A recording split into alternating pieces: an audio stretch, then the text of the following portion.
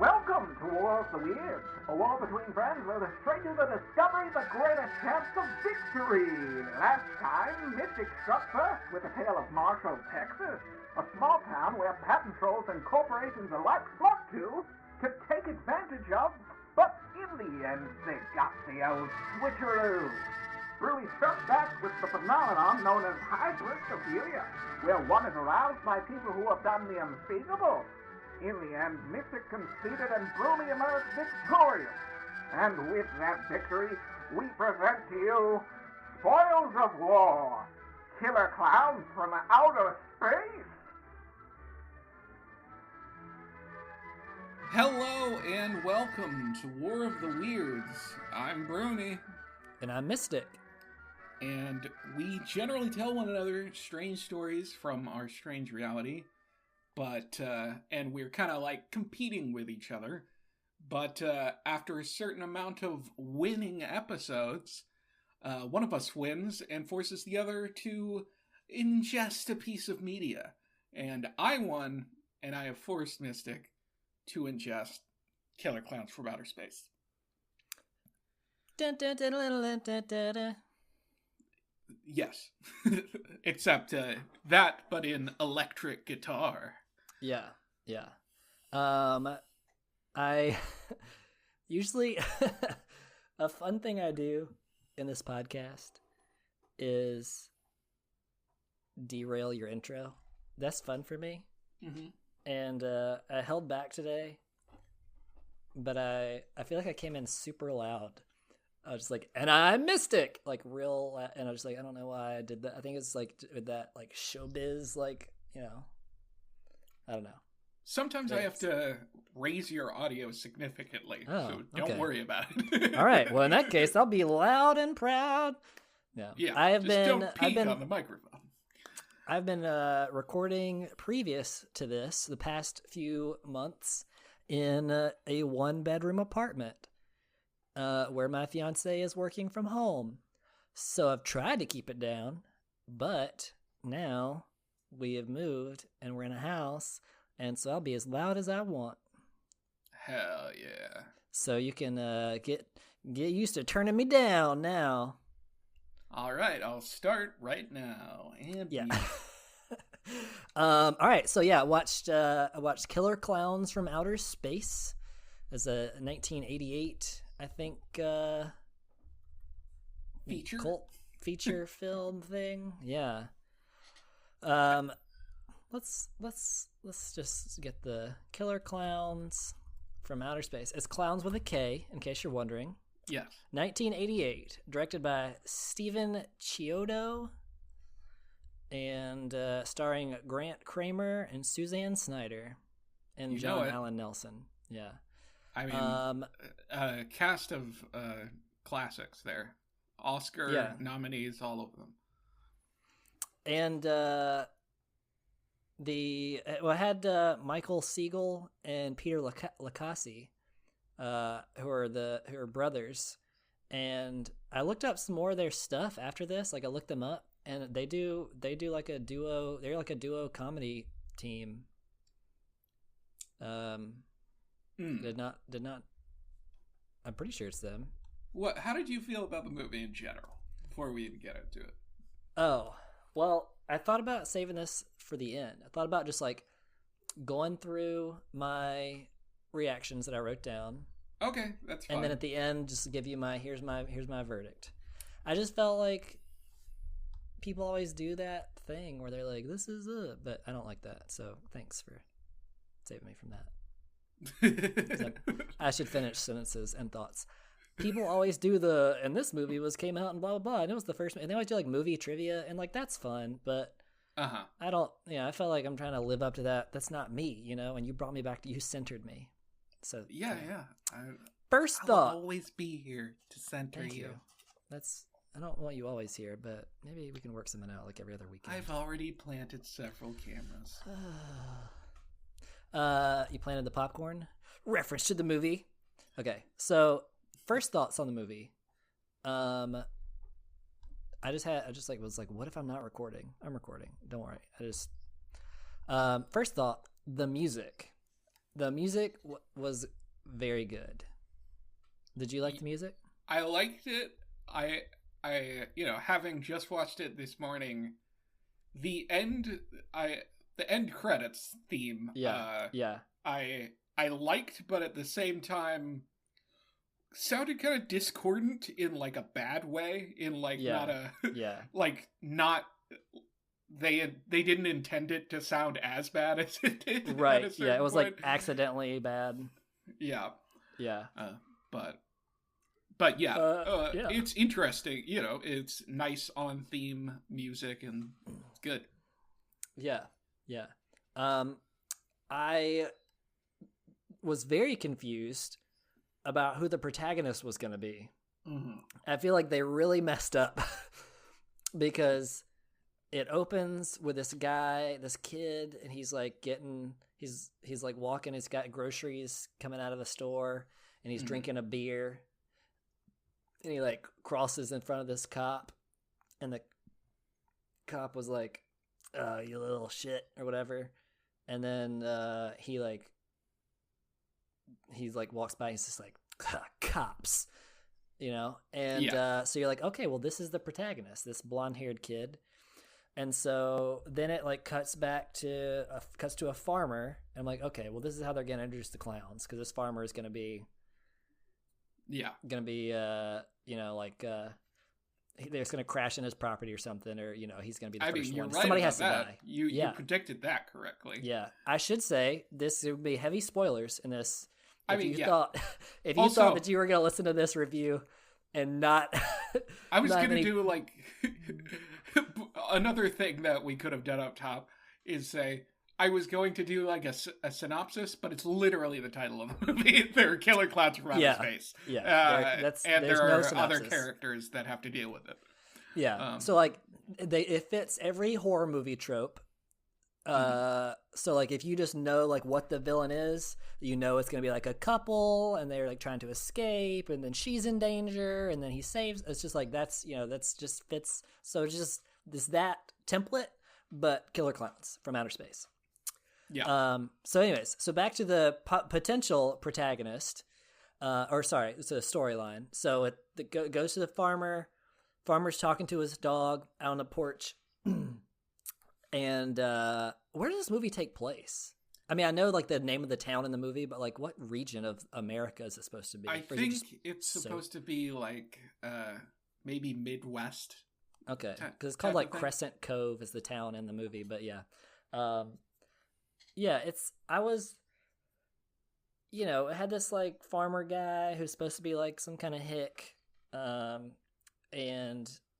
I think whoever wrote the script for this, or for his lines, like his only exposure to anyone remotely like Southern or redneck or like, whatever they're going for was like Yosemite Sam. Yeah. Because he's like a caricature of a farmer. That's true, but also his performance really hammed it up in a way that it would be much less of a caricature if he just didn't act so hard. Right. He acted real hard. So, that's what you call it, right? Acting hard. Acting hard. I'm acting real hard right now. Yeah, that's the autobiography for Bruce Willis. So he goes, bloody hornswoggle is one of his exclamations when he sees the spaceship streaking overhead. Looks like a comet. Because that's a phrase that people say, bloody hornswoggle. Yeah. Because hornswoggle sounds like a made up Southern term, and then bloody is like, that's like a British. So I would say hornswoggle sounds British. Okay, well, I think maybe it's all British. I mean, bloody is British. Like, it is, people say bloody all the time in Britain. Yeah, So they, the farmer's on the porch. He sees it. He does that. Says that. Then he's got my favorite lines in the movie. He's talking about like the comet. I think it's a comet or a meteor or something crashes on his property. I think it's Halley's Comet. Right, he thinks it's Halley's Comet because he's reading a magazine about it or the news article or whatever. So he is it Haley's or Haley's? I say Haley's, but I say Haley's. It might be Haley's. And then I think most people say Haley's. That's why I didn't say it. I was glad you said it because I'll just say whatever you say.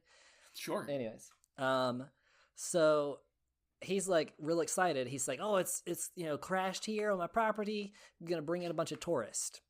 Mm-hmm. While he's talking excitably about what his life is gonna be like when the tourists come, he says, quote, they're going to have hot dogs, they're going to have helicopters and airplanes and tacos.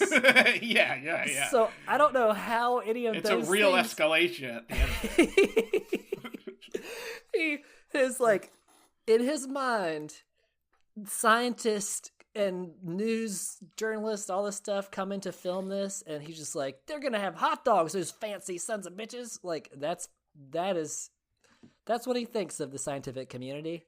They get to have hot dogs and tacos. I think his idea is that it's gonna become like an attraction, right? So right. it's gonna be like a carnival fair setup or type whatever. Thing. Yeah, like food carts and stuff, and yeah.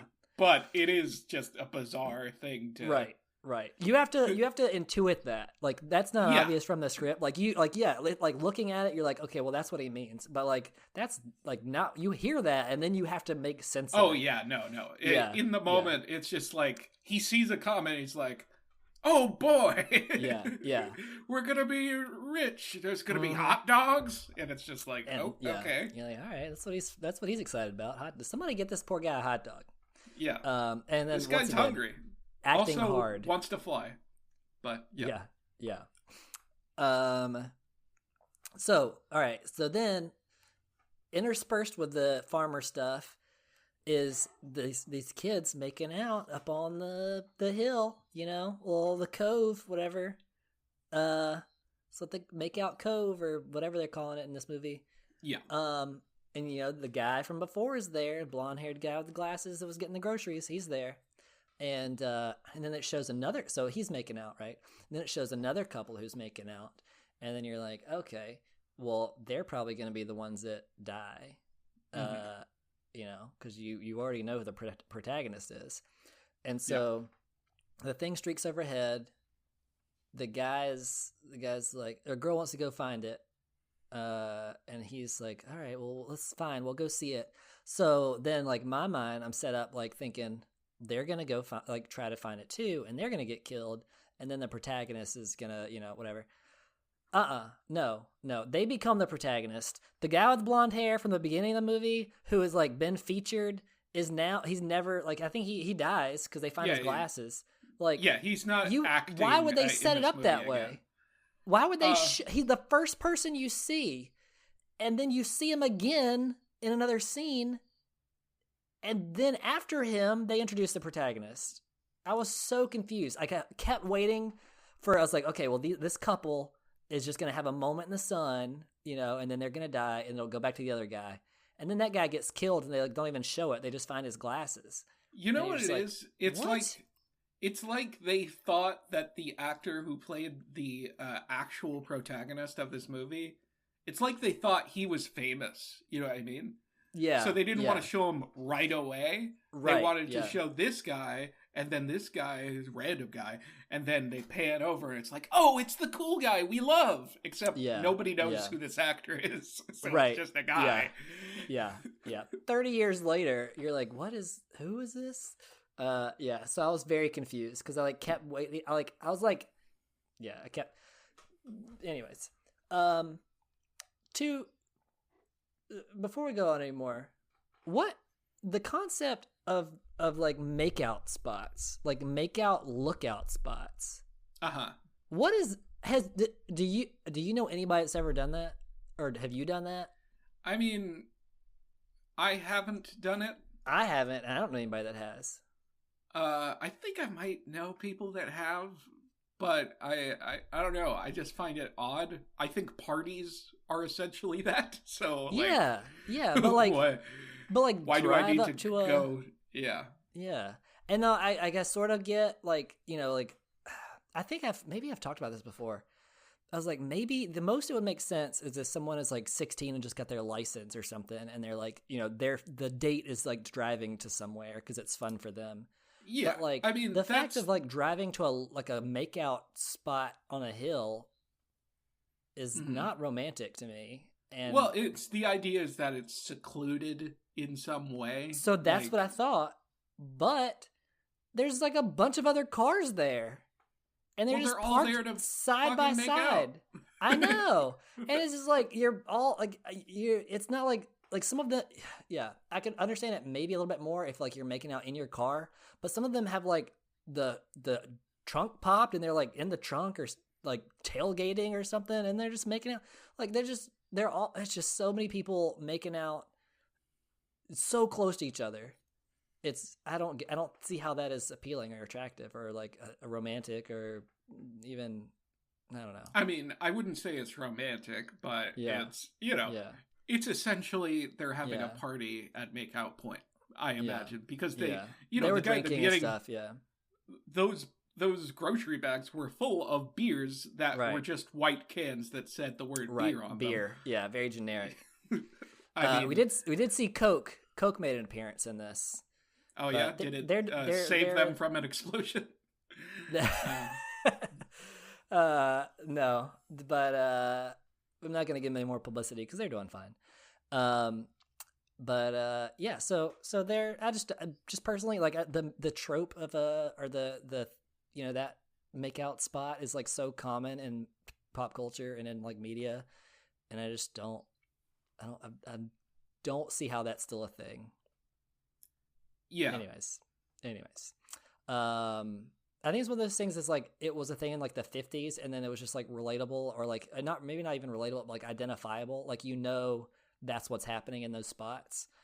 Like, I don't think anybody actually still does this. Also in the 50s, it's like, there's not that much to do. I don't know. True. I don't know if that's true or not, but it's like there reportedly there was a culture of like, you just cruise around town and that's the thing you do. Yeah. Not much else. I will say, I'll share a little random story from my life. In one of my classes in college, I did like some ride-alongs with police officers and for some of my psych classes. And I remember well, first of all, it was fun. People just assume that you know what you're doing there, and I have no idea what I'm doing. And so like, I mean, people like gave me like discounts for stuff for like because you were with the because cops? I was with the cops, yeah. And so they're like, I mean, because like the cops, they go to their own like regular diner places or regular restaurants and like where people know them, and they give them like a police discount or whatever. So like I got that, and then like people like at accidents would like come up and talk. Anyways, I was like doing witness statements and stuff like that. I mean, anyways, it was just like, well, I mean, I'll just act like I know what I'm doing. But you solved 2 homicides. Yeah. I was key. I have my testimony really put behind 2. No. But there was one time where we did get a call of like a suspicious vehicle parked in a park, and sure enough, it was some teenagers that were like making out and smoking pot. And so we like, we were like, all right, like just get out of here or whatever. Like the cops were like, we're not going to waste time with this. Like this is they're just dumb kids. Like it doesn't need to be a thing. Yeah, this is just some regular non-bloody hornswoggle. Right. Well, one of the kids just like got an attitude and was like real, like just kept like wouldn't answer any questions, and we're just like, dude, just get out of here, like just leave. And he was like, we're here, we're just hanging out, like whatever. We're like, okay, but like you're trespassing, you have weed, like we took the drugs from you, like we know you have this, but like just leave, like we're not trying to make it a thing. You're okay. You don't have to have an attitude to impress your girlfriend or whatever. But he just kept, I don't know. And so finally they were like, all right, well, like come like put your hands behind your back. Let's like go talk. You since you want to whatever. And then they like got his name and ID and stuff and looked him up, and he has like multiple felony charges and like fled, like this like didn't show up in court, like fled from his court appearance and stuff, and he's like on the run from the law. And so then we just like arrested him and took him to jail, and I was thinking like, dude, you were free, you were set, you're such an idiot. Why would you? The cops were letting you go.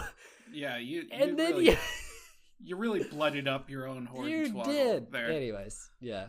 And then so okay, back to the movie. That was just a weird. I was just like, what? I don't know. Anyways, but the cop in the movie, Kurt Mooney, he's the old. He's his town, his kids. He's a nice guy. Crotchety. Yeah. So he is like, you know, when he saw the kid walking in the grocery store, he's just like, oh, that little shit. Like, these kids are ruining this town. And then there's like two guys, and I couldn't tell if they were supposed to be gay or not, or just like, you know, just like troublemakers because one of them had like an earring. He was bringing in at the beginning of the movie. Yeah. I think they're just punks. I think they were just and like I wasn't sure if the movies were like if they were trying to like I was like anyways, I wasn't sure if they were trying to make because like now I don't think they would have been as subtle as yeah, you know. That's what I was exactly. I was like, they wouldn't have tried to imply a gay joke subtly in this movie. Yeah, well, compared to the other jokes. That's what I thought, and I was like, all right, so maybe they wanted to, and then we're scared about it, and then because like, but then also I was like, maybe they're doing gay people like. I mean, they're just like, yeah, we're gay. We're just regular people. Like, we don't have to be over the top, like stereotype, you know. And I was like, well, that's good if they're doing it that way instead of it's, you know, not like, yeah, I don't know. Anyways, so, but the point is, they were being brought in, and the Kurt Mooney, the cop, he was real violent with him, and it was like. You know, like grabbing him, like you know, like he like loses his temper and like flies at one of them, and the other cop has to pull him off and stuff like that. And so I'm like, man, what do these guys do? And they were saying, and they're not being that aggressive at all. Oh no, they're just standing there like, dude, what are we doing? What are we and you know, and he was like, why weren't you at your college? And he's like, well, we came into town for groceries and to get some wine. He's like, well, I don't know why you just can't stay over at your college. Why you have to come pester us? And then turns out they said they were just walking through the park like with wine, like on the way to back to the school. And then he said that they were like boozing it up. And I was like, all right, well, I don't think that. Like, and then, but he was, they were. I mean, that's two sides of the same coin. He's just looking at the same exact situation. They're drinking wine in the park. And that's just casual, and they're walking home or whatever. Yeah. And then he sees that, and he's like, they're boozing it up. They're fucking ruining this town. I mean, it's the same thing. Right. Yeah. And then he's like, and then they were littering, and this is just ruining the town. You're like, really? That's what's ruining your town? So I was very confused as to why he was like so violent towards this very harmless behavior. And then later...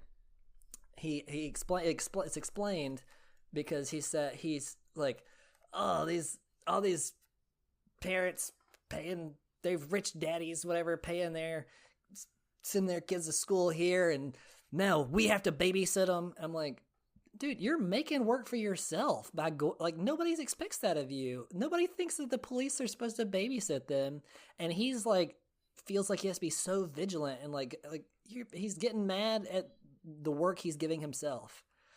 So you know, obviously he's supposed to be the villain, you know, more than not as much as the clowns, but you know, it provides some conflict. But I was just like, this guy's not even believable. Like, yeah. Like, you know, give him a backstory where like some college kids character is so believable throughout the whole movie.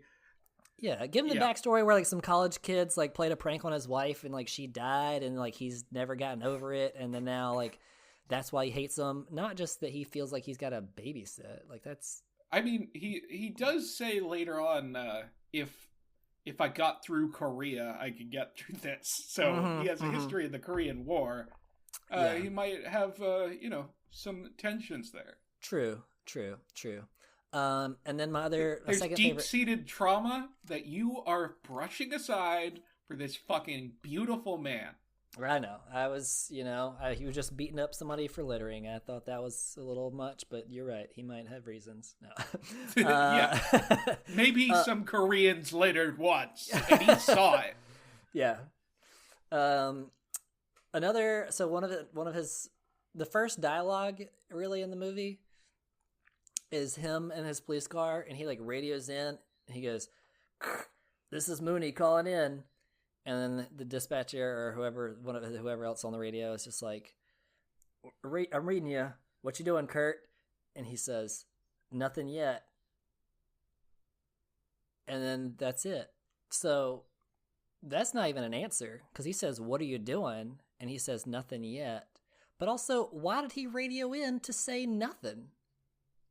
I don't that know. was just maybe point, he's that was like the supposed to radio first in every like hour or two or something. I was just like already. I was like, this movie. I don't understand the choices they're making. All right. Yeah. Aside from the all the stuff, back to the plot. So the kids are making out on the thing, making up on the little make-out hill. Woo. And then this ice cream truck comes running up, and I still like. I wasn't. The 80s are a weird time. Like rated R movies from the 80s are very weird for me, because I expect like movies to be clean just because of censorship and like strictness. And so, and then I'm like, and one girl in the movie shows up to answer the door in lingerie, and you can see her, like you can see through her shirt, her nightgown thing. Oh, you're saying you can see her nipples? Yeah, you can see her nipples. I'm just like, why? So I just don't understand the rating system, and like I was like, maybe the 80s were wilder than I thought. I mean, sure. There's naked people. Yeah. I watched Christmas Vacation for the first time. National Lampoon's Christmas Vacation. That's a good one.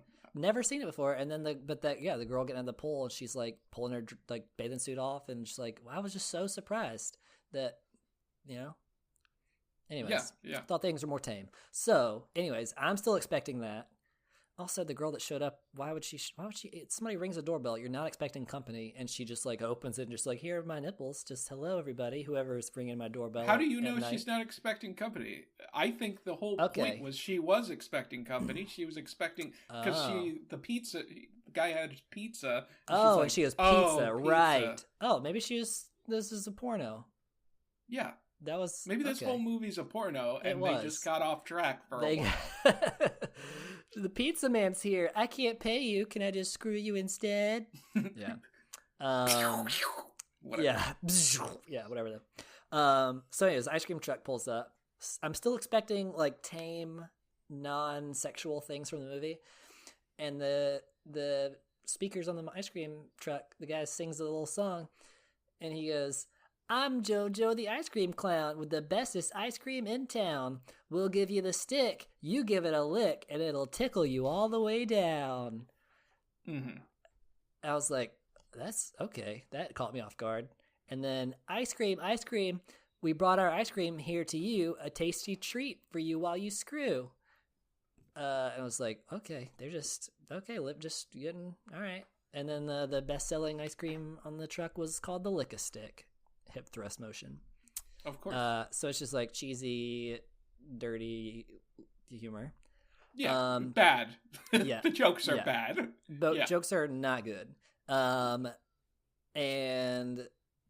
so then, they're whatever, they get run off, that's whatever. But they're like the comic relief of the movie.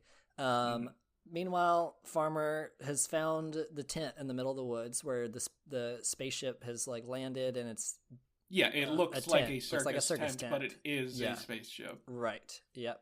And he's creeping around. His dog disappears, and he finds the dog's handkerchief. And so he gets mad, and he punches the tent and realizes it's a spaceship and it's metal. and then it hurts his hand. But and like, was that maybe it was to show that it was a spaceship, but like, what is punching the tent gonna do? Because if it was a tent, it would just give into your punch. It would be less satisfying. You wouldn't be hurt, but like it probably would not rip through or anything. Yeah. Anyway, so I was just like, what did he expect to happen? What was this gonna do to the tent? Just punch and then nothing. Anyways, so then you see the clowns for the first time. Horrifying. I don't mean scary. I mean the special effects were just like horrible, and they were creepy in that regard. They're kind of genuinely creepy. I think. Well, okay. The first when I thought it was creepy was there was a clown later on that like laughed, and when he laughed, his jaw like expanded like a bunch, and it was like all sharp teeth and stuff, and like that was creepy. It was so distorted, but like the material of the face, like it looked like it was like paper mache or like Play-Doh or something. It was just like, I don't know. It was very disturbing. Just whatever like plastic or rubber that most like masks, like Halloween masks, are made of, but like filled with material. Yeah, it just looked like it looked a little like yeah. So I think after my first thought was like, why would they do that? I mean, why would they not? This is my whole thought process, so you bear with me. I was like, who is going to think this is an actual clown? Like the face doesn't look like and so I was like, they should have used a regular clown, and then like clowns being scary, and then I was like, well, no, they're not humans, so they would. I mean, okay, so then I came back around, and by the end of the movie, I'm like, no, they did good. Like the choice to have like the faces was good because and have them be makes like it more of a monster character. Yeah, it's more of a monster thing as opposed to like it's not supposed to be like psychological horror of a human dressed as a clown. So came back around. The costumes were still weird. I also realized I didn't know how to spell paper mache, but don't worry about it. That's just something you have to ruminate on, right? Just in your life, and it's so far off that autocorrect is like, we have no. Are you trying to say machete? Like, what are you trying? We don't know. It's not even close. Mashed potatoes? Yeah. So anyways, so then the clowns, they kill the guy, and then the actual protagetist they shoot him with a laser, right? Yeah, they shoot him. So they shoot him. He does like a shock, like he's getting shocked. Yeah. He's so he gets shocked because he grabs the wires in the tent, gets electrocuted, and then he like lands on the ground. The clown shows up, shoots him with the laser gun thing, and it just like glows red, and you hear him screaming, and then it cuts away. So you think that he's like been lasered or vaporized or dead. But he is in very iconic or very distinctive clothing, has a very distinctive look, and that will come in handy later. So then the protagonist, she's like, I want to go see it, it'll be an adventure, and then he's like, fine, whatever, but I want to make out with you, and so they end up compromising by not making out and doing what she wanted to do.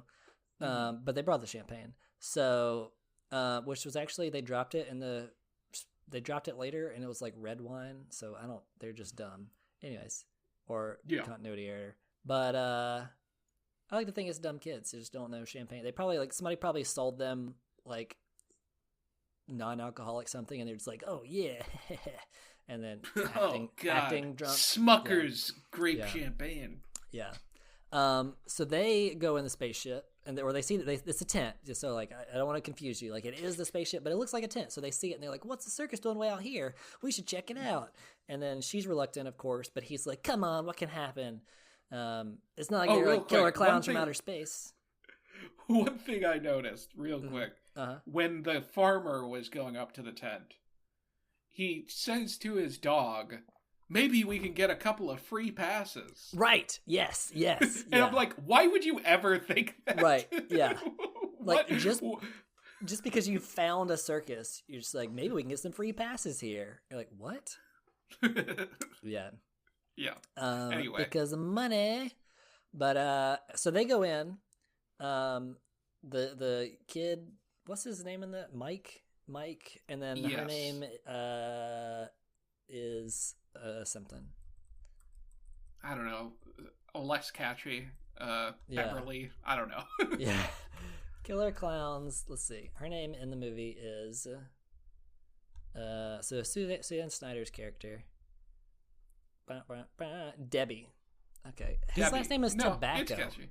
His name is Mike Tobacco. Yeah. I saw that in the credits. What? And I was like, that's silly.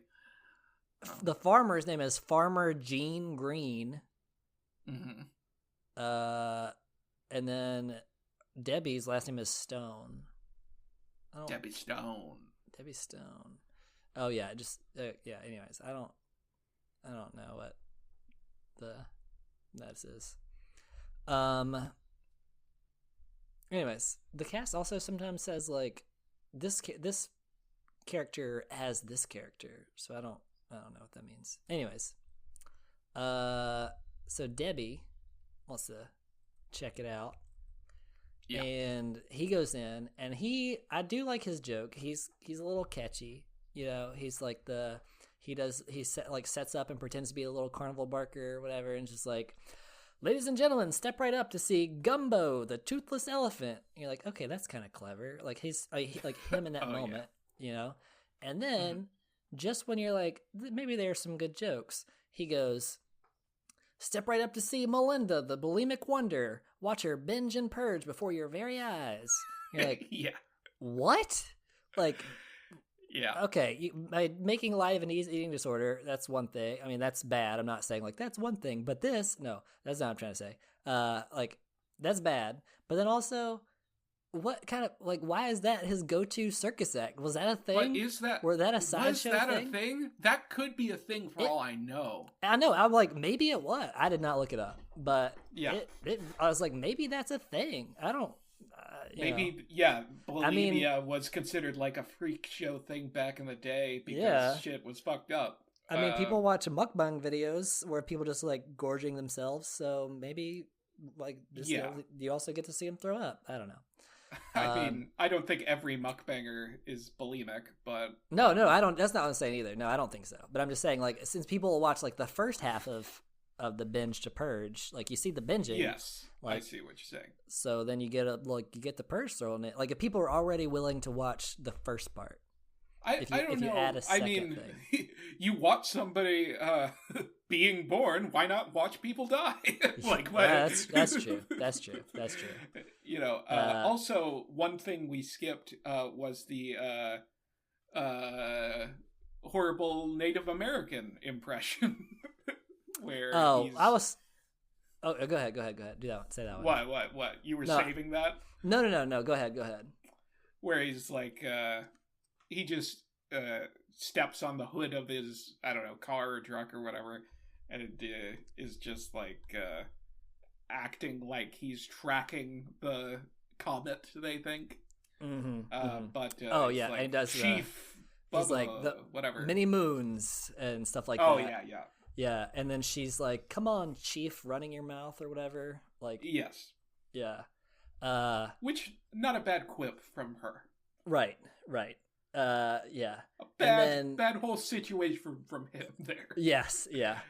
And then also like I was gonna like keep it less. I was gonna keep this more PC, but you're right. We should. I mean, being like sometimes when I feel like when I point out stuff like this in movies, then I'm like condoning it, and so like that's, but like you're bringing it up and like you're right. So another bad joke in the movie is they say he's like, for one of the attractions that he's calling out, he said, I think he calls it like, I think he says like Mr. 50% or something like that. I don't know, but he's like half man, half woman, the perfect double date. And I was like, all right, well, I mean, you know, like intersex is a thing and like gender is, you know. Oh my God, like, yes. But also, I think that was a thing back in the day. Oh yeah, for sure. And like that definitely was. And I was like, I get, so that's a not like, that's a common thing at the time, like a common attraction or whatever. But I did, in all honesty, think that his joke, the perfect double date, was clever. I mean, yeah, it's not the worst joke ever. Yeah, It's not yeah. just like Yeah. yeah. But yeah, some of the jokes are just based not in on good taste. weak, not cool stuff. Right. In general. Right. Yes. Yeah. So yeah. So the jokes are not all great. But so okay, yeah. So this is when they're in the thing. The clowns show up and like chase them out, and then they're like have to do the whole debrief. Like, what do we do? What? And then, but as bad as the jokes are in this movie, the gags that the way the clowns kill people they're hilarious. They're so genius. I love them. And there are no rules. There are no rules. Yes. What they can do. Right. I mean, they do. It's like cartoon stuff. It is so clever and so funny. Like So, anyways, I wrote them down. I wrote down some of my favorites, or like as they happen. So, but this is when you see the first one. So he is, they're running from the clowns through like the hallways and like rounding corners and stuff. And the clown pulls out a gun and he shoots, and you just see like this white stuff like flying after them and stuff. And you're like, oh no, it's gonna hit him. Like, and then it does hit them, and then you realize it's popcorn, and it's just like, yeah, it gets all over them. And the girl's like, was this popcorn? And he's like, what'd you expect? They're clowns. And they run away. And like, as they're, so like, that's funny. You're like, okay, I mean, that's just whatever. But then as they're running away, the popcorn starts to fall off. And so it like leaves a trail. And you're like, okay, so this was smart. Like, it is a gag, but it also has a reason. And then to make it even funnier, the clown ties a balloon animal dog on a leash, and the dog is like barking and tracking the scent. And so he's using the balloon dog to follow the popcorn trail. And that was so funny. Like, I love that. Very creative. Yeah, it's very clever. And like you said, it's very cartoon like, but seeing it in like being acted not in like even 3D animation, but practical effects and stuff, it's pretty cool. It is very cool. Like, that's what that was a big selling point for me for the movie. Because they're like, it made the like the clown thing more of a thing. It wasn't just like, well, we look like clowns and we're just going to chase you around with like a knife or murder you or whatever. Yeah. Like, they had, and it wasn't just like their futuristic technology laser gun things. It was very entertaining. The face, you see like the faces move, or one face moves, the other one doesn't move. And I thought, was the budget for this? Did they not get another face to move? But it does. There's animatronic. I don't think they had a great budget on they this. Did, yeah. So like one of the faces moves when it talks, and then the other one doesn't. And I was like, I think that one's the main one. They put money in that one. And they have these like really weird, high pitched, like tiny voices. Which is their own language type thing. Yeah, very distinct voices. Yeah, and it's just like gibberish and then laughing and stuff. But then my favorite scene in the movie happens. So now the clowns are like, they're like, all right, we're going out. Oh, I didn't mention while they were in there, Mike and Debbie found a room full of cotton candy. Yay! And then they go to look at it and touch it, and a piece, like they rip some of it off. And it's not cotton candy. It's a cocoon for the bodies that they're killing. Ah! And so you recognize the farmer because, like I said earlier, he was in very distinctive clothing. So this was why they, one of the reasons why they did that. But so you're like, oh, okay, well he's not vaporized. They have him wrapped in these cocoons for some reason. So later on, you find out that they eat them. They stick a straw in it and drink it, and of course, it's like a twisty, bendy Yeah. straw thing. My favorite line in the movie actually is in that scene where they discover the farmer's body, and it's Debbie dramatically saying, "Nobody stores cotton candy like this." Yeah. Yeah. My favorite. We're coming up on my favorite line in the movie.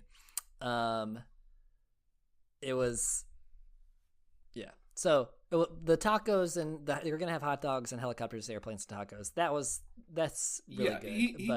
He'll have them in heaven. Yeah, that was a really good line. That was second favorite. But the first line is not that, like, that line is good without, like, even without context, just because of everything else in the sentence. The other line, it's just a regular sentence, but in the context, it's great. So we'll get to it. Anyway, so they leave, and then that's when the clowns are like, all right, they like start to follow them, and then they look and see the sign that's like the name of the town, whatever, Crescent Cove, half a mile with an arrow. And so then they're like, all right, cool, we're going to set out towards the town. But this is all implied because they don't talk. But then they all start to walk. And that is my favorite scene in the movie because it's such a cool guy walk moment. Like, you know, like in like when like he just has like the people walking and it's like fog, and they're like setting out on a mission, and like the music takes over, and it's slow just like this like cool like electric badass music. And then it's like, and it's just these clowns, these horrifying looking clowns walking in the fog, like in a group with this cool like guy music playing. Well. Like, yeah, like you'd expect them like put on glasses and like na na da da da da da da. But it's just, yeah, it's very, that was very funny to me. Yeah. So, goes back to the police station. Because they like, you know, like, oh, we just saw clowns and there's a dead body and blah blah. I realized in that scene that their cops are wearing tie clips that are not even hooked to their shirt, so like they couldn't be bothered. So like they're just like, yeah, cops have these little silver bars on their ties. We'll get those for our costumes, and they weren't even. They just still were flopping around. Whatever. Yeah. I would say that's the biggest flaw of the movie. Yeah. So they run back to the precinct. You know, one cop is like, because she knows the guy there. She's like, he'll believe me, he'll help. So they go back. He's like, thinks that they're, you know, he's like, what is going on? Like, this can't be right. But like, we'll go check it out. Like, I trust you enough to know that you're freaking out. Of course, the other cop, Mooney, is just like, nah, these dang kids trying to ruin this town. And so he does not help. So the cop takes Mike to check out the spaceship again. Yes, the cop is Debbie's ex. Right, you find that out. Yeah, and you're like, well, this is tension because, like, now Mike is alone with the cop. They dropped Debbie off at home so she could be safe. And you're like, well, now this cop is going to take this guy up. And like, so far, this has been the guy who's been like, we need to do everything by the book. We need to do stuff by procedure. Like, we can't just be a loose cannon like that, Mooney. But now you're like, well, is he going to have his breaking point? Is he jealous and he's going to, you know, take this guy up there and blah, blah, blah. They go in the woods. The spaceship is gone. It's just a hole in the ground. And you're like, no. There's no, so he like arrests him, puts him in the back, whatever, and he's like, we're gonna go back to Makeout Point, and for whatever reason, and so they do that. The cop remembers, he opens the car. There's like some weird stringy stuff, and he opens the car and he realizes that something bad has happened. There's cotton candy-ish material all inside the car, and then broken glasses of the cool kid drinking the beer from earlier. Something Tommy Lombardo, no, something Lombardo. I don't. And then he's like, I believe you now, because this is the cotton candy stuff you described that I thought was crazy, because of course that is crazy. So now the cop's like, all right, cool, we got to figure this out. Yeah, and every time they go up to the cops, they are explaining everything like so there are these clowns and they shoot popcorn at us and we ran away and there's a giant circus spaceship. So obviously it's the a cops circus don't tent, take but it's them not seriously. a circus tent, it's a spaceship. And you're just like, these kids are on drugs. Yeah. Like if I think about, everybody, it's like, well, I'd do this if I was ever. Like, I remember I had a cousin one time, and he was talking about, like, if somebody ever pulled a gun on him, he's like, well, I just knock it out of their hand and then fight them. I was like, no, you wouldn't. You would piss your pants. Like, everyone thinks, like, I would be cool in that situation. Also, maybe you would try and get shot in the face and be dead. Yeah. Like, you try it, you're going to get shot. And because then the guy's going to be, like, mad because, like, he feels like, you tried to get power from him, and now he's not in control of the situation. Now he has to act in self-defense, even though you were acting in self-defense. And blah. Anyways, that's irrelevant. But like, I did think, I was like, what would I do in this situation? Or not like in any crazy situation like this. Like, I think I would just be like, listen, I know this sounds crazy. You have to, like, I need you to trust me. Like, I wouldn't just be like, there's a spaceship in cotton candy and the clowns are killing people and they killed Tommy and they had a, like, shot popcorn gun and had a, like, that you gotta at least be like, I acknowledge that this sounds crazy. Because if you're saying all that and then you're like, why doesn't he understand? Then you're think they say, like, something to that effect. And Mike, on the way from the initial encounter, does say, like, I don't even think I would believe us telling the cops. Yeah. But Debbie's like, no, I know him. He'll save us. Yeah. Whatever. And then the cops, the good cop, whatever his name is, Hanson something, I think is his last name. Dave? His name Dave? We'll say Dave. I think Dave might be his real name. I don't know. Ex-boyfriend cop guy. He's just like, all right, I'll try to help you, but first I got to understand you. And so, like, he at least, they try to sort it out. But meanwhile, the clowns are going around town killing people, and in hilarious ways. So one clown that I thought was very funny. So there's a guy riding in his car on the road at night, headlights on, and then he sees headlights, and you see it's a clown. And when the clown pulls up beside him, it's just him floating. And his feet are out like he's driving, like he's got his feet like where the pedals would be, but there's headlights on the bottom of his feet, and he's just like driving, like pretending to drive, and he like rams the car, and like that was very funny. Like that was a good little cartoony type, like the clown like getting on his invisible car. And another clown is doing. So the Mike and the cop do like see a clown when they're driving back, and he's like, look. And he's like, you got to shoot him. And he's like, no, I got to see what's happening first. So good. He's not just rushing in, guns drawn, shooting clowns. The clown is doing shadow puppets on the wall for this, like these people like waiting for the bus or something. I don't know. Anyways, so the shadow puppet. Yeah, like, I mean, like it's a little insane to request he just shoot a clown on sight because it's a clown, right? Who isn't attacking immediately. Right, he's standing there like entertaining this crowd, as far as he can tell. He's not gonna like traumatize all of them and commit murder on the off chance that this guy's not on drugs. So, but of course, like. That's logically makes sense, but in that moment you're like, he's about to kill those people, like all these people are gonna die, you should act. But you gotta be rational. So he's doing the shadow puppets on the wall. It's like a bunny hopping. I'm doing my hands right now, like nobody can see me, and I can't even do shadow puppets. But and obviously the shadow puppets he's doing are like perfect. Like he does. So it starts out. It's a fun gag. He starts out. With him doing like a bunny rabbit, and one guy's like, that's not that cool. And then like later on he does like a girl, like a very voluptuous, shapely, silhouette. And then he does like Washington crossing the Delaware on the ship and the American flag in it. And like the old guy sitting there like salutes to it. It's very funny. And then he does like a T-Rex or dinosaur face or something like that. And then it like opens up and bends down and actually bites the people and kills them. So, but like that was a fun gag. So hilarious antics of these clowns killing people. I think my favorite death in this movie That sounds weird. Is these bikers are hanging out, and they're all tough, and then I feel like this scene was actually like a little bit racist because he had. Anyways, I'll talk about that too. So they're all hanging outside. All these big tough guys in their denim vests and headbands on and long hair. And then this clown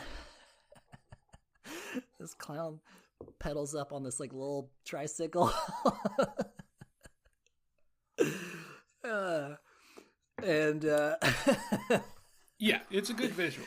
It's so funny. And he's just like they're all like making fun of him or whatever, like nice bike. And then presumably the biggest, toughest of them like comes out because you hear him like yell and like the crowd parts. And I should say there's like a token black guy there too, like the one black guy in this group. In the movie. In the movie, yeah, it's true. Yeah, that's true. Yeah, and he's dressed like one of the village people. Just like, I mean, I would say a lot of them were dressed, biker style, like that. Yeah. But so he's there, So big guy comes out and he's just like, nice bike. Can I take it for a ride? And the clown's just like, no. And he's like, well, can I honk the horn? And he goes, yeah. And then the biker guy picks it up and like throws it on the ground and smashes it and stomps on it and stuff. And he's like, oops. And then the clown like gets, he's like, what are you going to do? Knock my block off?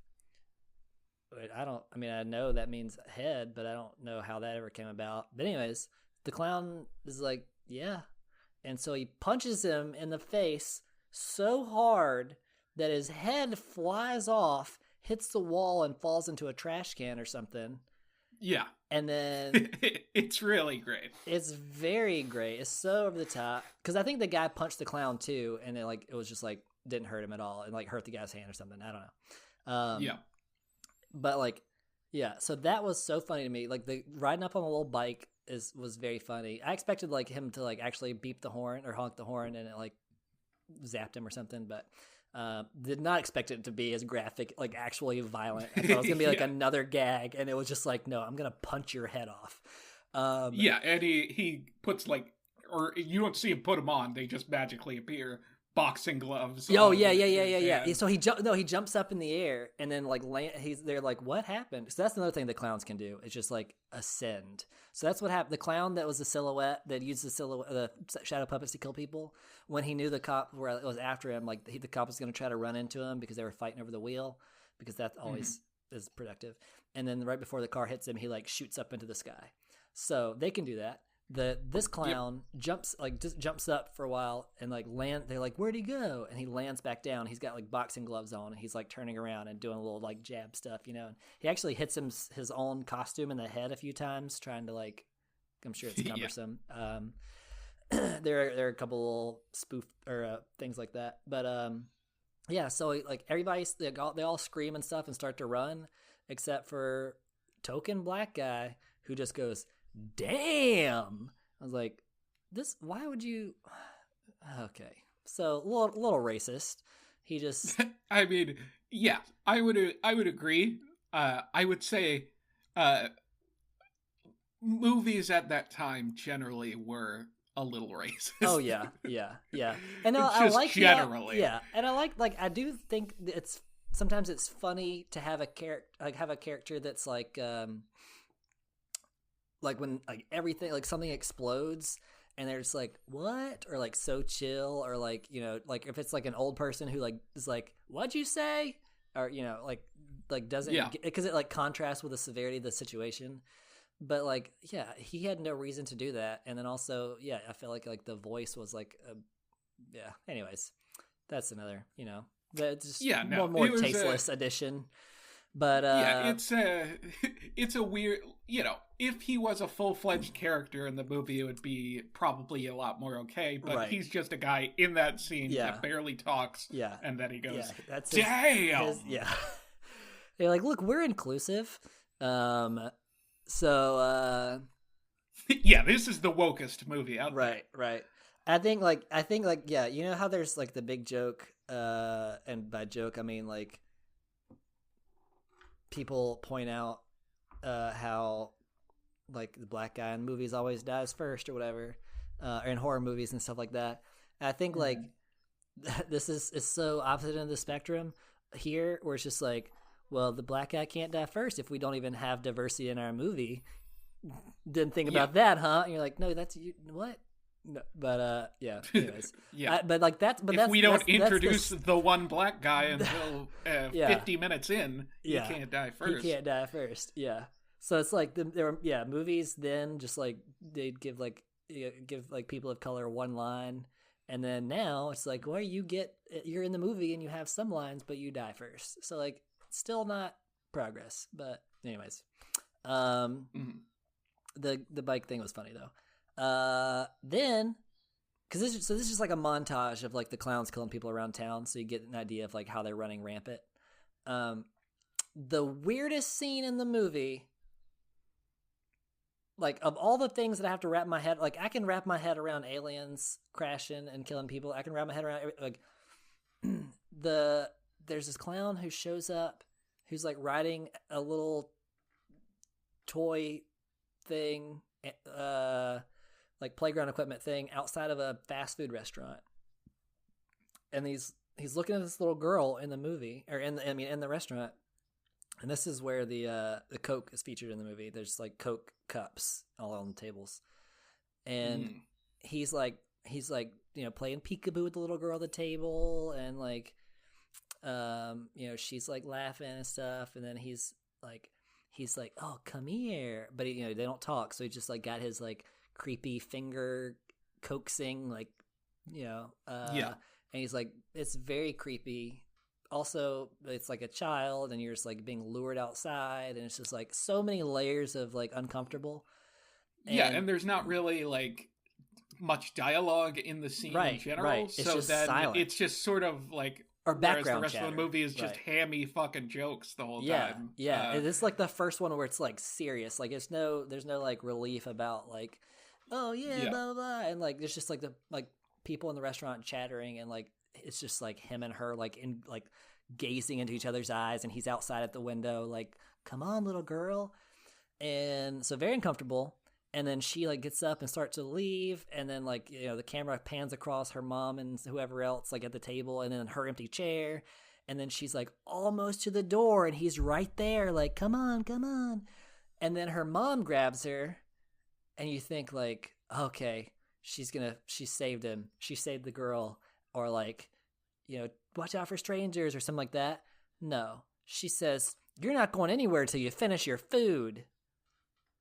And that's my favorite line in the movie, because she's like, you could be abducted by this creepy clown, this motioning to you to come outside the window when we're not looking, after you eat your cheeseburger.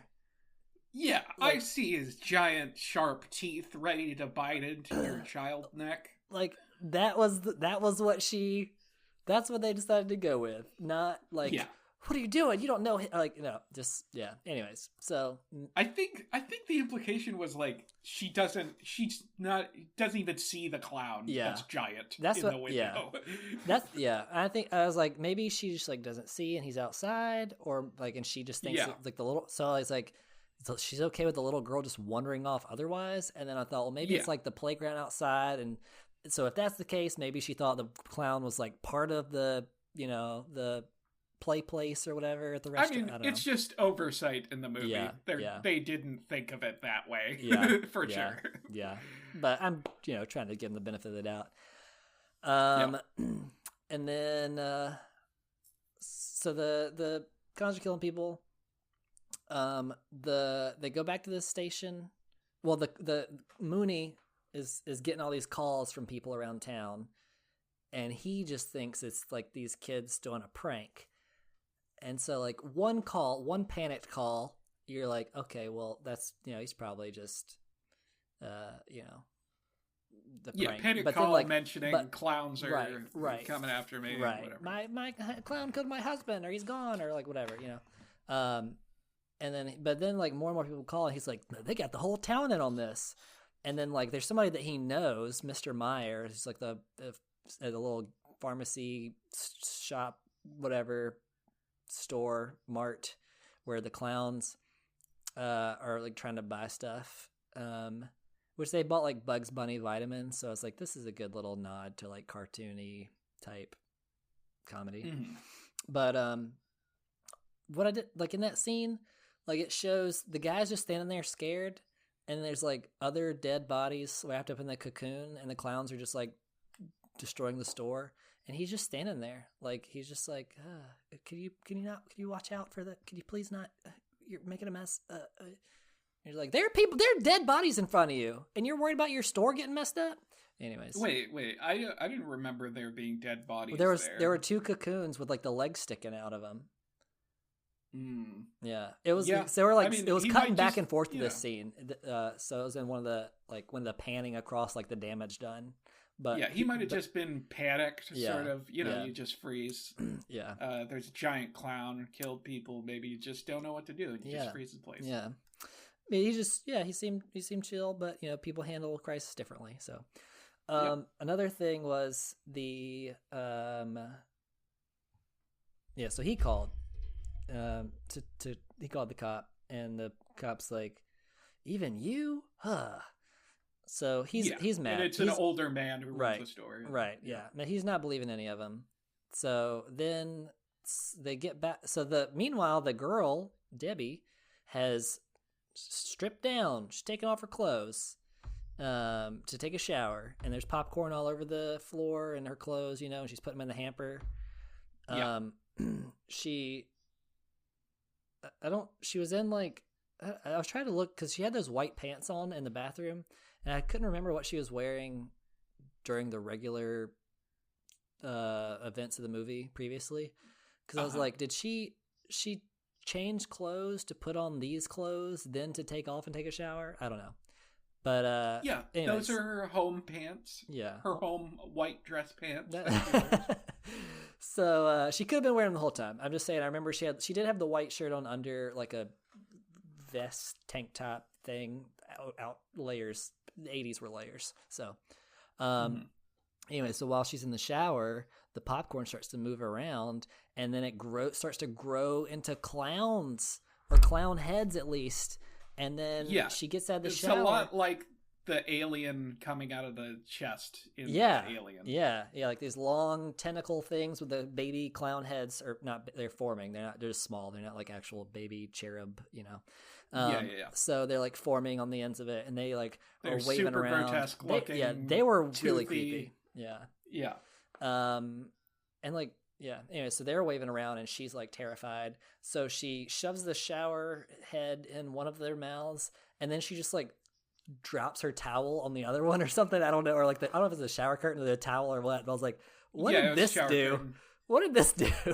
Anyways, she got out, or she ran away. And then, and then later you see a clown like sprinkle some popcorn in a dumpster, and the guy comes out to put the trash in the dumpster and gets like sucked in, and so stuff it like lets you know that the popcorn is villainous, multi-use. So that I thought like it undermined the humor of the gag of the popcorn tracing and the dog, but still was good. So they all get reunited. They go back to the station. The bad cop is just like tired of it, and like he's somehow I don't remember how he ended up arresting a clown. I think a clown showed up. No, a clown just showed up. And he's like, you're the one causing all this trouble, blah, blah, blah. So he puts him in jail. He like pulls his gun or something. I don't know. He gets him in jail. And he's in there with the two punks. Who, spoiler alert, he ends up killing. But He does another gag. How fucking dare you spoil this movie for people? I know. Like, I get mad at this point. Yeah, the clowns. That's a little too much. The clowns in this movie, they're killers. And they're from outer space. So the clown pulls out. The hardest part of talking about this part was like I didn't know what this thing was called. It's like there's different names for it, like a party horn, a party elephant, an elephant horn, like all this whatever that you blow in and it unrolls. That thing. Yes, it's that little party favor thing, and there's a ton of names for it, and none of them seem like they're good. But the party horn blow thing, the clown puts it up and he blows it.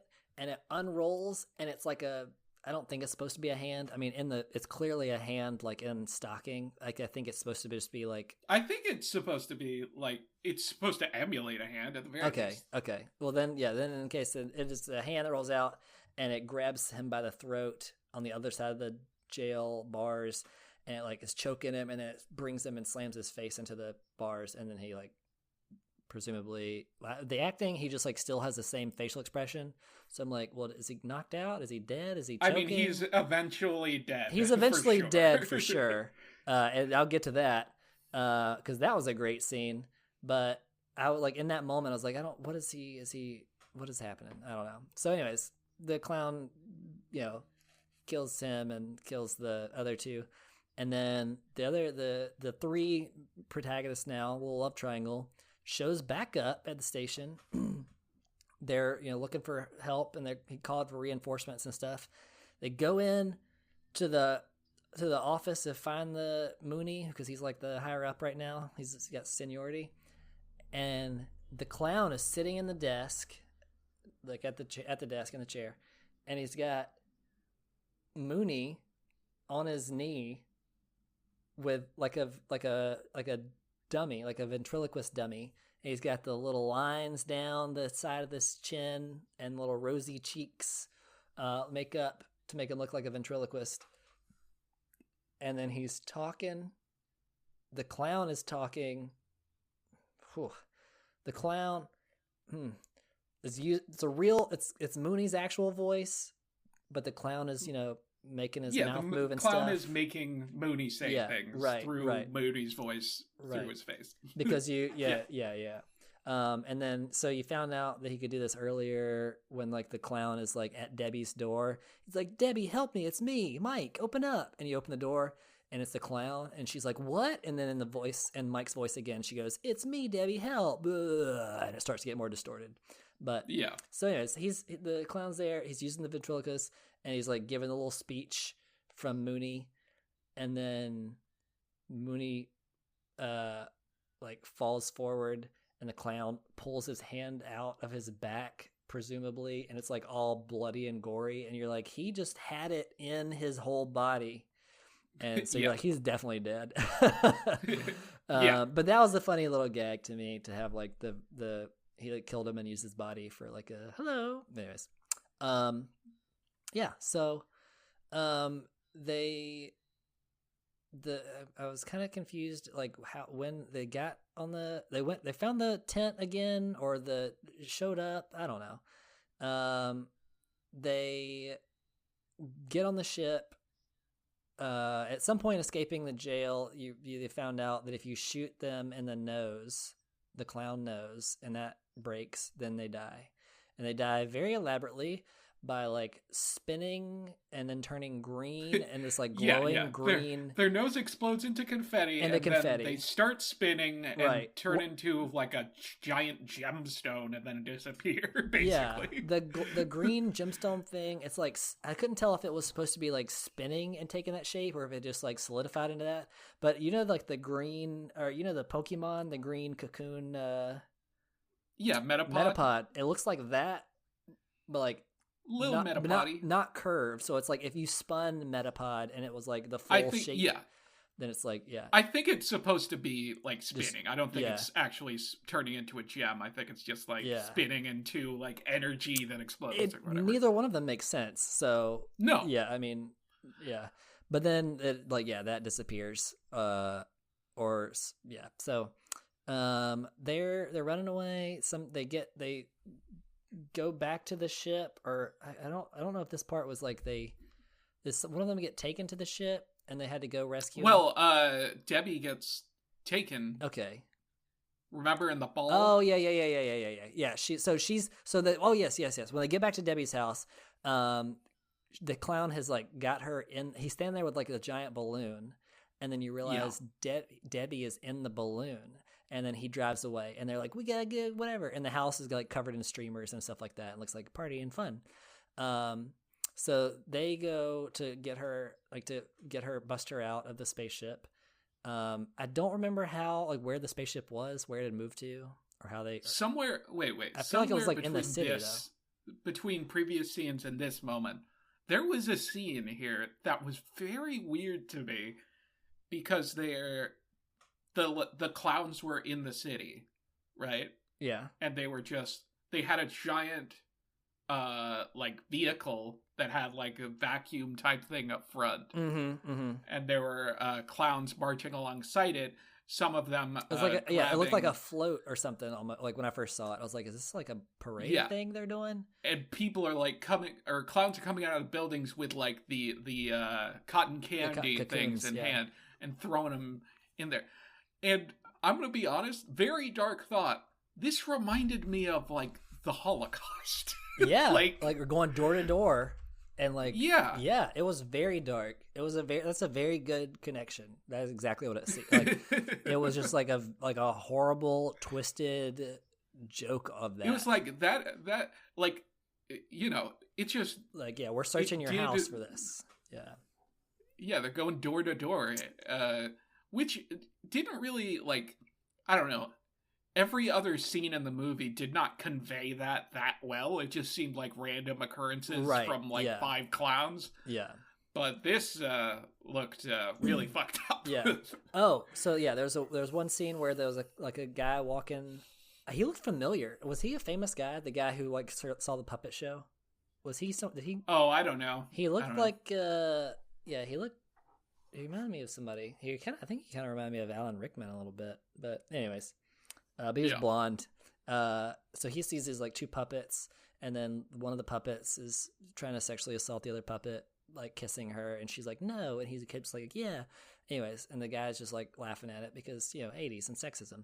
And even, I mean, still today, sexism. But then she like pulls out a gun and like shoots the other puppet, and then he like...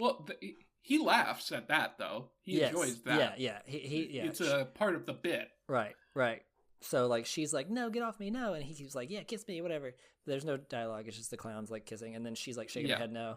And then she pulls out a gun, and then she shoots the puppet, and then the puppet evaporates or disappears or whatever. And he laughs, and he's, like, eating popcorn or whatever. And then the puppet turns towards him, and, like, the eyes are, like, one eye is, like, squinted and, like, and then it shoots him, and then he's like, sorry. Before it shoots him, the clown stands up, and you realize it's like on his arm, and he's holding the gun, and like the clown, he like busts through the roof of the puppet like booth. Or whatever, yeah, because it's a giant one. Yeah, and then shoots the guy. So, and then there's the guy shows up, like pizza or whatever, and it's like the clowns, and they kill the girl, or they assumably kill that woman. Yeah, and then there's one where like they knock on the door and it's like a heart delivery card thing.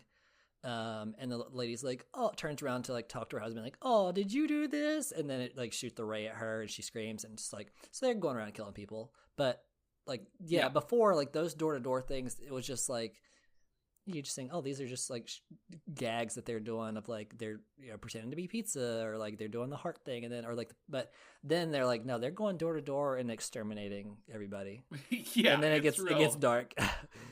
So the Mike and the cop, the good cop that's still there, they go to the spaceship. Like I said, I don't remember where this. I feel like the spaceship moved to in the city somewhere, or like set up. I don't know. I don't know what how they found it again. I don't remember that. I don't remember that at all. They just showed up at the spaceship. But also the ice cream guys are back in the mix. Right. And they're part. They're like, they're killer clowns, everything happening, and of course they're goofing off, and the whole bit between them is like, this was your fault, or this was your idea, or like, you said this was a good idea, yeah, but it was your idea, and just back and forth, like who's, anyways, not about the aliens, but just like that's just their whole say thing. is funny. Right. Also, like they're not funny characters, but they are featured as comic relief. Right. Yeah. The clowns are funnier than anybody in this movie.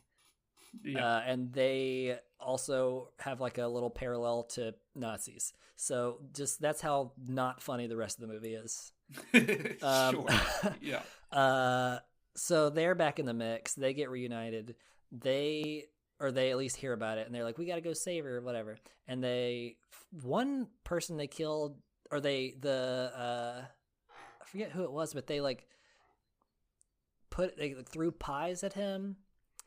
We'll get Oh yes, and then that was right before they discovered, like they just took her and the balloon in, right? And they I think it was security guard. I think it was an actual carnival. Yeah.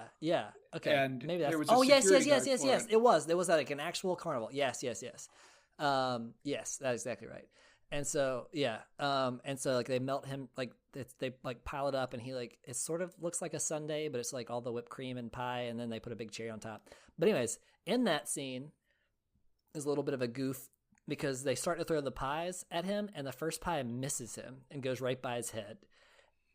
And then the rest of the pies just like keep hitting him and like something. Yeah. Anyways, so I just like laugh at like whoever threw that first pie, that like they got hassled. Anyways, they pound him up with pies, and then until he's buried underneath them. They pound him with pies, and he melts because something's amiss with the pies, but they look like cream and. It looks like an ice cream sundae pies. Afterwards, but I was very confused as to like, is it supposed to be pie or the? Yeah. Anyways. So the comic relief characters, they're like, one of them like sticks his finger in it and just like, ugh, and then, so the cop guy and the other guy, Mike and the cop guy. Sorry, I don't know the cop's name. They go in. It doesn't matter. They find the girl. They're trying to escape. Like. There's clowns attacking them. They're he's shooting them in the nose, and they're exploding. He's got a shotgun now, so it's on. They try to. There's like a pole to like slide down to escape. They're like looking for a way out because it's like a carnival fun house, and they're so they like slide down, and then for some reason at the bottom of the pole is this like 3-mouthed crocodile thing. I don't know. Like that they would have slid into his mouth. They just threw that in there for extra horror. Just like another monster. And then they run the house, like the hallway they're in starts shaking and moving back and forth because it's creepy carnival. End up coming into this room, and there's clowns everywhere, and then it's like seems hopeless, and then comic relief characters in their ice cream van bust through the wall, and then they're like, this is the almighty Jojo the Clown, who is their like ice cream mascot, and then he's telling them to back off and whatever. There's a clown head on top of the ice cream van that's been there the whole movie. Right. Yeah. And they're talking over the speaker. Yeah. So it's like the clown is talking. It's not just like them. And then the clowns like they stop for a second. It pauses. And then I don't remember how they realized it was not, but anyways, they go back to, but then, anyways, they're still going to die. Bottom line, that didn't save the day. But then the ceiling opens up, and this thing starts to come down. You see like feet and then legs, and you're just like, what is going on? Is this the real monster? Is it the killerest clown of them all? Yeah. Well, in my head, I was like, maybe the aliens are using the clowns as like a thing. Like I was like, no. The clowns, that's just like what the species is. It's just like those things. Mm-hmm. But and then which we'll get into something about that in a second, or at the end of this. The thing starts to descend, and it's like a marionette puppet thing. Like it's got strings on it, and it lands. At first, I just thought that you could see the wires of him being lowered down, I thought it was to be like yeah, I was like, I didn't remember like whether or not that was the case. yeah, but I was like, are the was... special effects so bad that it's supposed to be like, you know, alien beam? He's being lowered, but you can see the wires. And then no, it was a part of the marionette thing because he like plucks the wires off of him and when he's down. Anyways, giant monster clown, protruding face, sort of like a snout thing. All the other clowns seem to be like scared of him, or you know, or I don't know. So they like retreat. Reminded me of the scene from Lord of the Rings when the Balrog shows up and like all the goblins and orcs like scurry away, and then the Balrog is like rounds the corner because they all knew he was coming. Yeah, I think it's like a fear and respect thing. Right. Like maybe he's their god or whatever. Yeah. You know. So to me, I was thinking like, oh, well, when Jojo the Clown was like challenging him for leadership, so he stepped in. It worked too well because then he blew up the ice cream truck. So he's you know, grabs the cops like, you gotta run, whatever, and then I'll hold him off, and then they, you know, get swept up King Kong style, and he's being held in his hand, and Mike and Debbie run out, and yeah, I'm like, is this gonna turn into a romance like a King Kong does, where it's like kind of creepy? But no, he's just gonna kill him. You mean with the cop and the giant monster clown? Yeah. I mean, that would be very progressive. Yeah. Of this movie. Well, I mean, I was like, are they gonna do what The Shape of Water tried to do? Were they pioneers? Where the girl and the monster end up together? Anyways. But somehow this movie didn't get an Oscar nomination. It's rigged. So then he's like about to get crushed. He's being held in his hand. The monster's gonna eat him, and he looks down, and he grabs his badge. He takes it off, and he uses the pin on the badge to stab the nose, and it pops into confetti. Woo! And then the spaceship flies up into the sky and spinning around, and like the clowns did when they die, is spinning around really fast, and then it exploded, and then it was fireworks, and then I was thinking like, yeah, the clowns even had like, if we die, we're still gonna do a bit. Like we're still gonna do fireworks. No. And so it's, you know, the whole town is there, and they're all like, the backup that had been called is there, and you know, then the Mike and Debbie are there, and they're like, oh no, what about the cop guy? And then he was in there and it exploded. We should have gone back for him, and no. And then you're real sad, and then it comes like he was like floating down on was he on like a little bike thing, like a clown bike? Or no, it was a clown car. Clown car. Yeah. Okay, I didn't know if it was the car and then the ice cream truck thing. So anyway, so yes, the clown car, it comes floating down and lands, and then they're all like, all the cops, you know, pull out their guns and get behind their cars and everything. It's gonna be like a shootout, and then the cop guy steps out. Yay, he survived. Yeah. And then they're all gathered, you know, they're looking at the fireworks, and then the ice cream truck guys survived somehow because they were hiding in the freezer it makes sense. So none of the protagonists die. And they're eating the ice cream, you know. But cop guy leans over and kisses Debbie on the head during this scene. Yeah, you're like, even though, dude, there's no semblance of Debbie getting into it with cop guy. Yeah, there was no like rekindled flame. There was no. She was just like, I'm with Mike now, and then it was just but it was a little. I feel like there's a little bit of depth in Mike's character because he's like the class clown. He's like real goofy and funny and making jokes. And then at one point, even the cop is like, I guess she wanted funny over stability or something like that, or I don't know, humor. I don't know what it was, but it was like, anyways. So, it was you know, he's funny, and then the clowns are funny. Oh no, what a parallel! But But they're kind of Nazis. Is he a Nazi? No. No, he's not. We don't know, but it's not in this movie. Doubt. But whatever happens, his life happens outside of this movie, so I don't know what he does when he's not almost dying. We only see this one night of his life. We can't judge him on this. So the clowns, they're done. They all die, and all the people are alive that you were cheering for. Once again, he kisses her, and that's weird. And then Mike doesn't even notice, and then she doesn't say anything and doesn't seem to notice. I don't know. Maybe that's a decision the actor made. I don't know. Anyways, then final thoughts. You're not going to mention what happens at the very end. Hold on. What happened at the very end? Wait, remind me. The very last image. Oh, okay. Yes. No. Yes. Hold on. So, but before that, a couple little notes. One I glossed over is when they go back in the.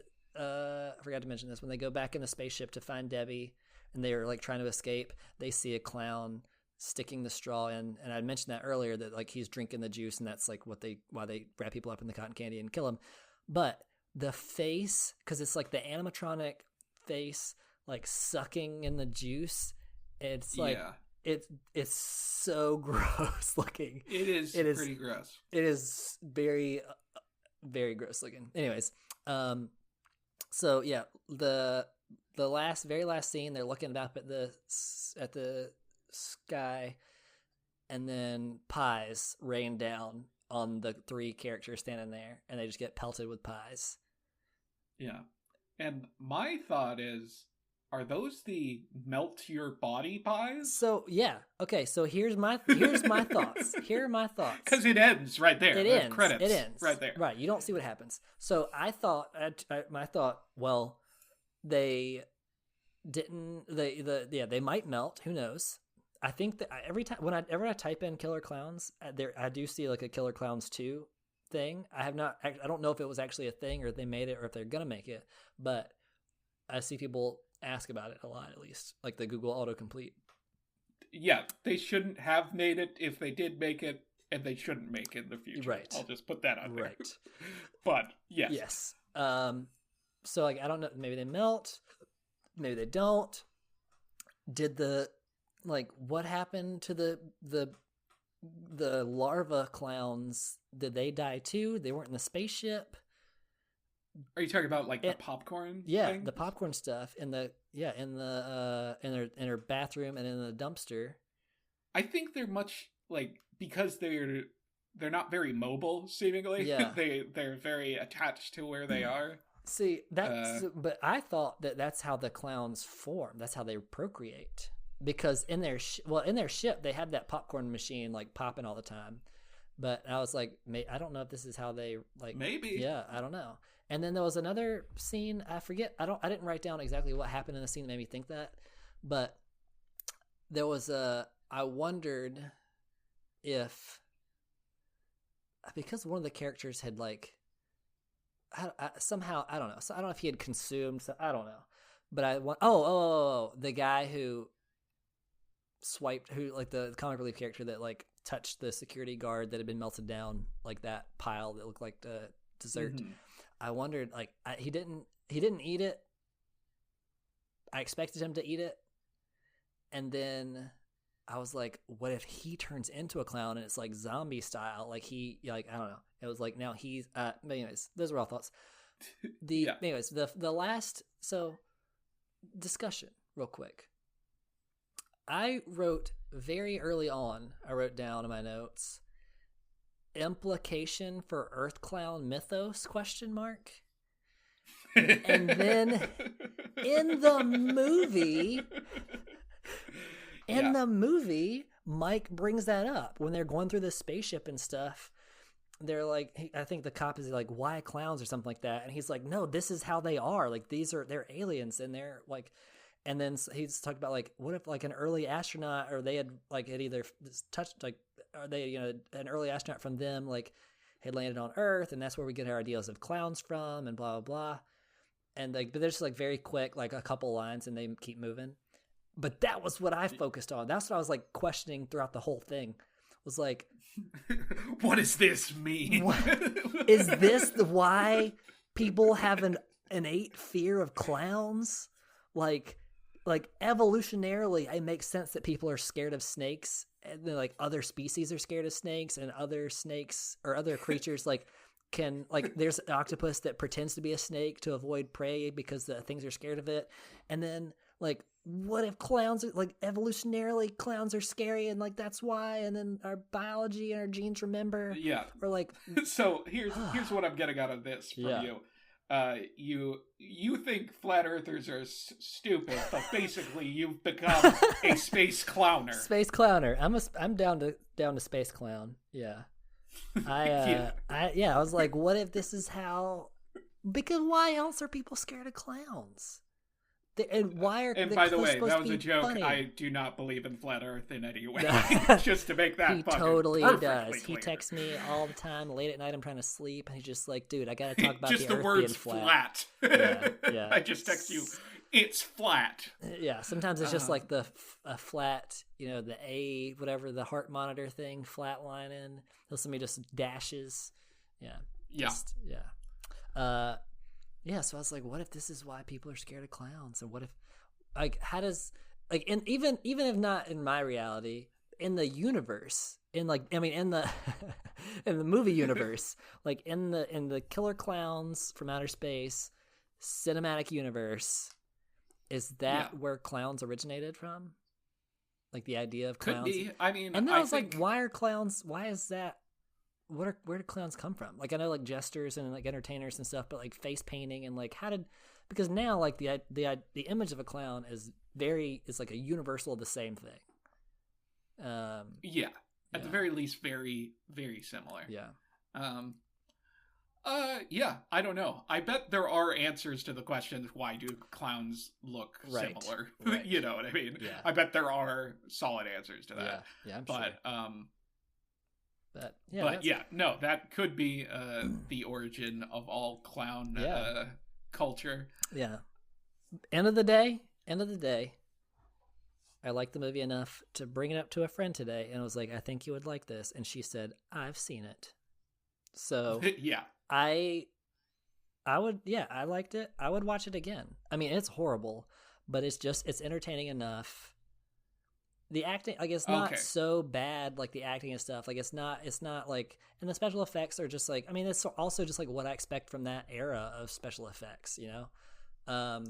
Like, it's not that but, like, when I mentioned it to my friend, she said, she was like, I've seen it, and I know that it is, like, a cult classic for how bad it is.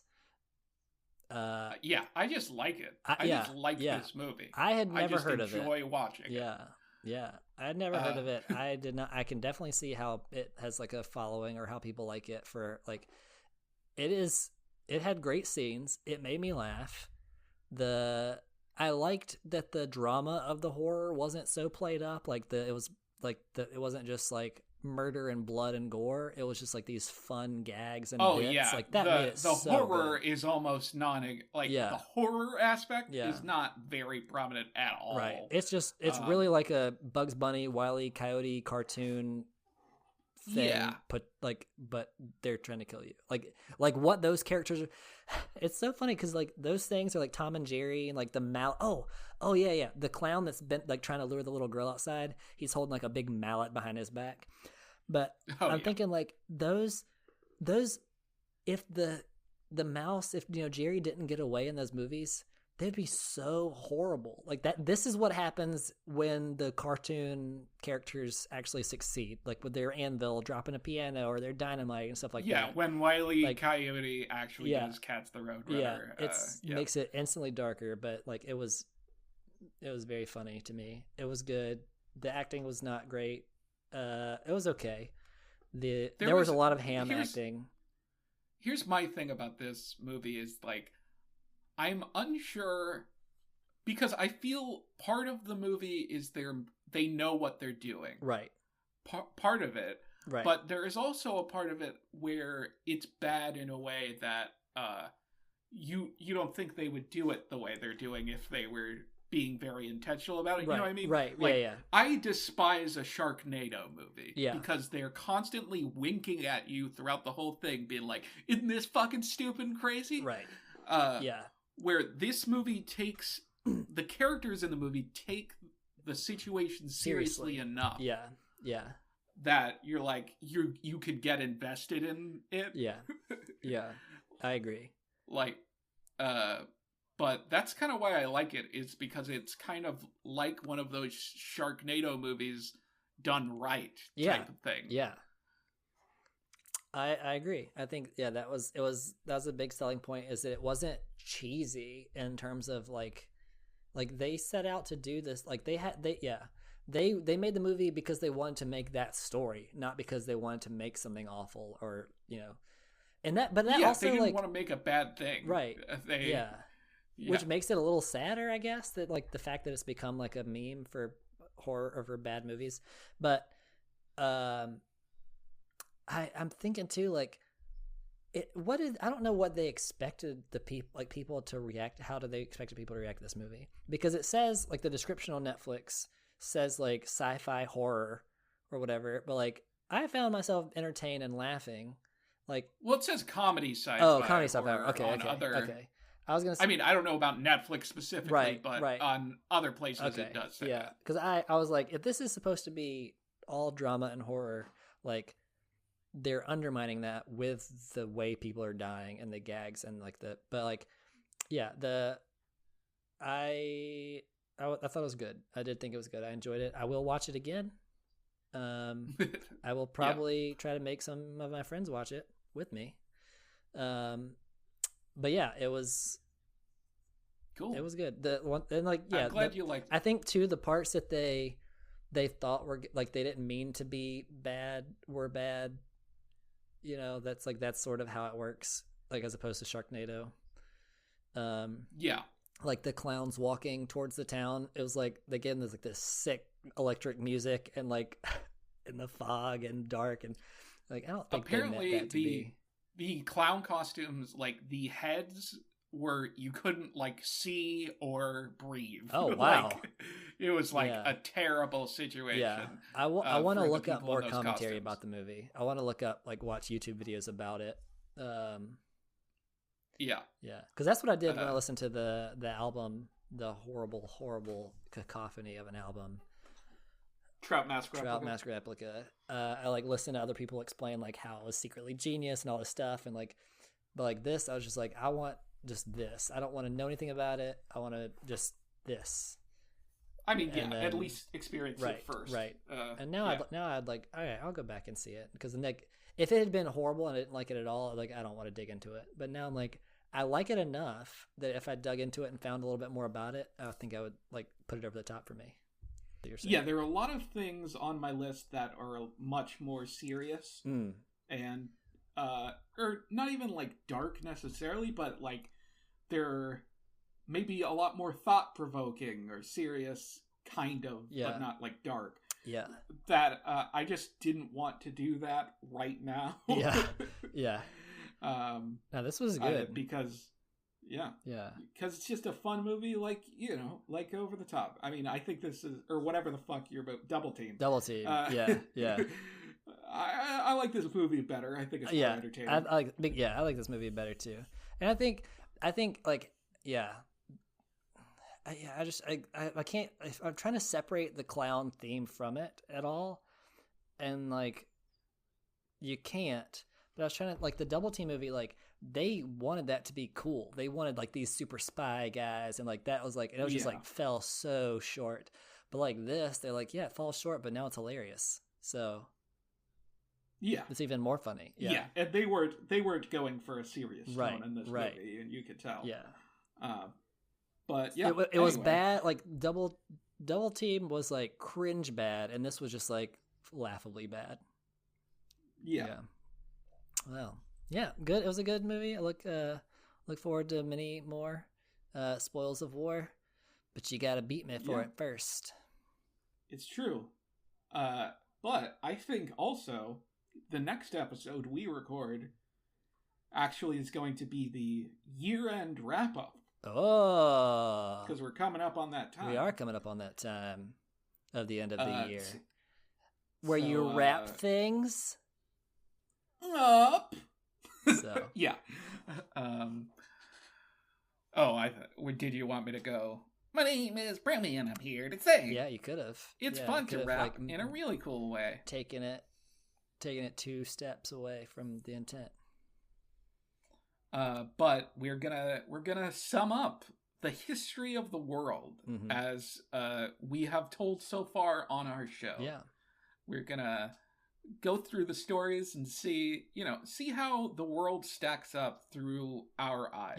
Yeah. I had a little taste of this today because my friend was asking what the podcast was about. Because I explained when we were talking about the movie. I was like, well, here's how I ended up watching it, and so she was like, well, what are some of the topics that you've talked about or that you've heard about? And so we talked about a few things. And so I got a little bit of that feeling today. And I was like, man, there had been some weird stuff. I mean, there's